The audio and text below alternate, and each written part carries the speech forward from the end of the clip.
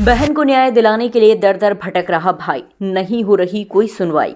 प्रदेश के मुखिया योगी आदित्यनाथ जहां एक और कानून व्यवस्था लेकर सख्त आदेश देते रहते हैं, तो वहीं एक भाई अपनी बहन की हत्या की रिपोर्ट लिखाने और न्याय दिलवाने को लेकर दर दर की ठोकरें खाने को मजबूर है। आज पीड़ित पुलिस अधीक्षक रायबरेली को प्रार्थना पत्र देकर रिपोर्ट दर्ज कर सख्त कार्यवाही की मांग की है। पूरा मामला जनपद रायबरेली के हरचंदपुर थाना क्षेत्र का है, जहाँ के रहने वाले सुशील कुमार पुलिस बाल गोविंद ने बहन के ससुराल वालों पर प्रताड़ित कर हत्या करने का आरोप लगाते हुए एफआईआर दर्ज करने के लिए और बहन को न्याय दिलाने के लिए प्रशासन से गुहार लगा रहे हैं, लेकिन कोई सुनवाई नहीं हो रही है। रायबरेली से लाइव टीवी एक्सप्रेस के लिए वसीम खान की रिपोर्ट।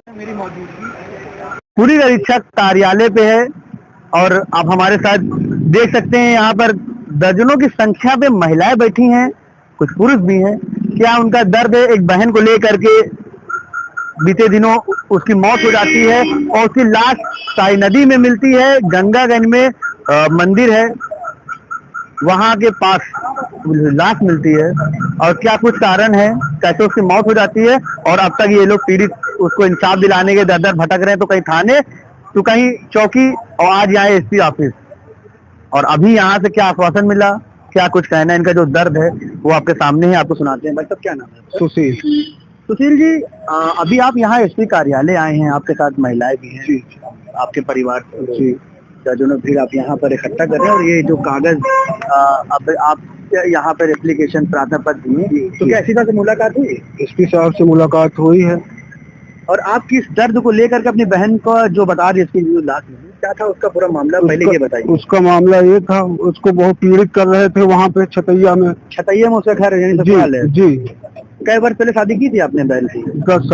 10 साल पहले उसकी शादी की जाती है, और अब उसकी मौत तक का जो सफर रहा है, वो कैसा वहाँ पे जो रह रही थी इतने सालों से, तो कुछ दर्द आपको कहीं बताया नहीं उसका? अरे वो बहुत बार बताती थी दर्द है कि हमको भैया कहाँ कर दिया शादी, हमको बहुत दिक्कत है वहाँ पे। किससे दिक्कत? उसके पति द्वारा? उसके पति से, उसके नंद से, उसके माँ से, सास से उसको बहुत दिक्कत। हम लोग गरीब आदमी, हमने सोचा एक बेटी भी इसकी 5 साल की है, तो हमने कहा घर नहीं गुजारा जाकर आराम से समझ बूझ के रहो। वही समझाया आपने? हमने ससुराल पक्ष को आपने बोला? हाँ, ससुराल पक्ष, हाँ बहुत बार बोला कहीं तुमको ले जाना तो ले जाना। बच्चे भी थे? हाँ, एक बच्ची थी, बिटिया है 5 महीने की, 5 साल की। 5 साल की एक बेटी है? जी। एक छोटी बेटी उसकी 5 साल की, और वो कैसे बिना माँ के रहेगी? एक बड़ा सवाल जरूर खड़ा होता है कि एक छोटी बच्ची जो आज माँ को खो दी है, और बाप का आरोप है कि उसने उसकी बीवी को मारा गया, तो इस बच्ची का क्या होगा? ये एक बड़ा सवाल जरूर खड़ा होता है। तो अभी जब आपको मालूम हुआ, जानकारी हुई कि आपकी बहन की मृत्यु हो गई है, ये कब हुआ जानकारी? ये हमको 18 तारीख को शाम को हुआ। जी।